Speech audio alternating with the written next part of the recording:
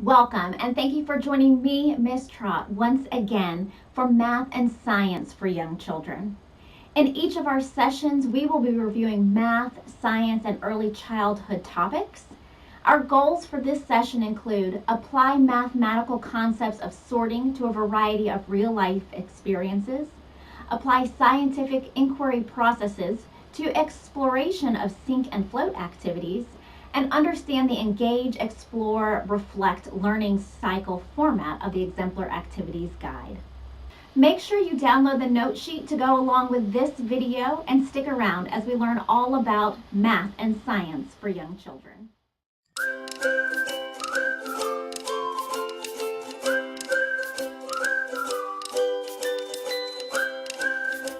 Our math topic for this session is sets, using attributes to make collections. There are a few different words that we need to know about when we're talking about sets. The first is a set. A set is any collection that is grouped together in some meaningful way. Some examples of a set might be dogs, toys, or colored beads. An attribute is a characteristic or property used to describe an object. Attributes can be used to sort collections into sets. For example, if we have the collection of beads, we might break those into attributes of small or red or shiny, plastic, a way that we can take that collection and we can separate it based on an attribute. When we teach about sets, there are three big ideas we need to remember. The first is that attributes can be used to sort collections into sets. So again, the color, the size, shape, type of object, something like that. The second big idea for sets is the same collection can be sorted in different ways.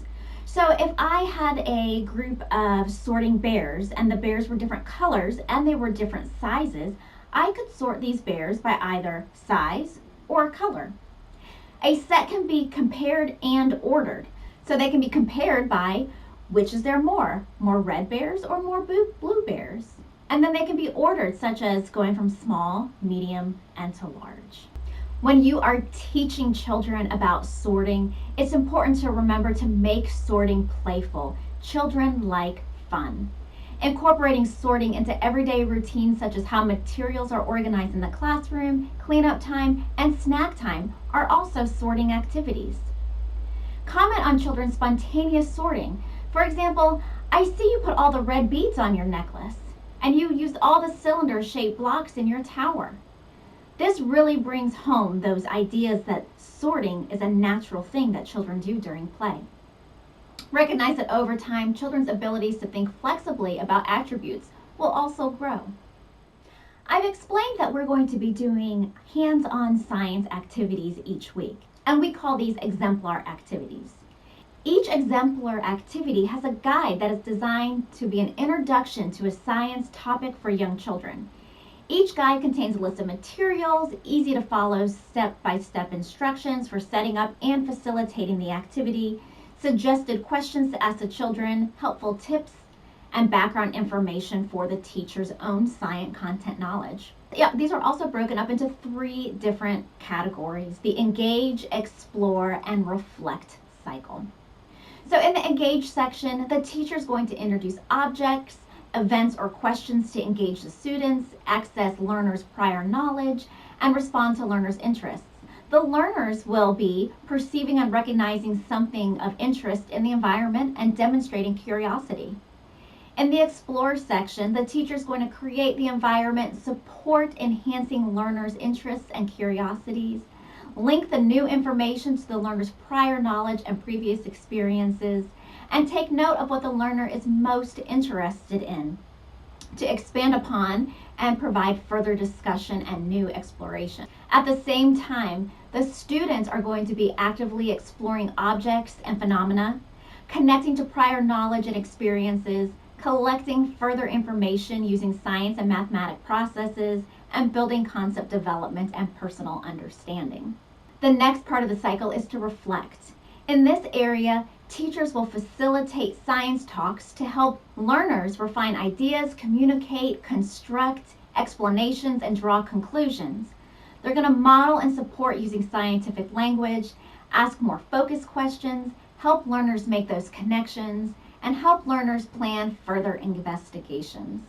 And at the same time, the students will be able to talk about what they did during explorations, compare their own thinking with that of others, express their observations, ideas, and understanding in a variety of ways, such as talking, drawing, journals, and creative play, practice using scientific language, and apply learning to new situations.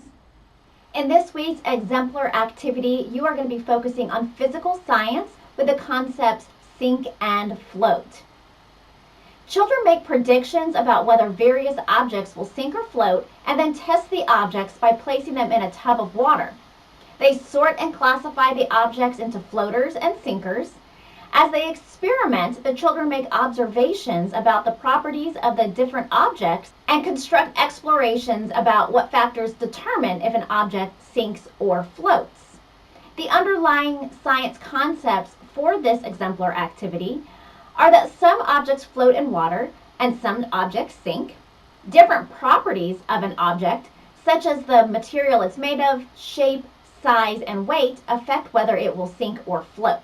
Be sure to take a look at the Engage, Explore, and Reflect sections of your exemplary activity guide. As you reflect, think about, what did you learn about sinking and floating? Do you have any new ideas about why some things float and some things sink? And complete at least one of the activities in the Ideas for Further Exploration. Let's take a look at this video to help us demonstrate the principles behind sinking and floating. Why do things float? It depends upon two things: weight, how heavy something is, and volume, how much space it takes up. To understand why things float, it helps to understand why things sink. First, let's put a bowling ball in a bucket of water. Let's pause. The bowling ball and the water can't be in the same place at the same time. The water has to move out of the way to make room for the bowling ball. This is called displacement. It means being pushed out of place. So, as the ball goes down, it pushes the water up. Once the ball is completely underwater, it has all the space it needs. Then the water stops moving up. The volume of the displaced water is the same as the volume of the ball. But volume is not what makes the ball sink. The ball sinks because it's heavy. This bowling ball weighs 12 pounds. Water weighs something too. A bowling ball-sized chunk of water weighs about 10 pounds. The water wants to return to its original level, but there's a 12-pound bowling ball in the way. Since the bowling ball is heavier than the displaced water, the bowling ball has more sinking power.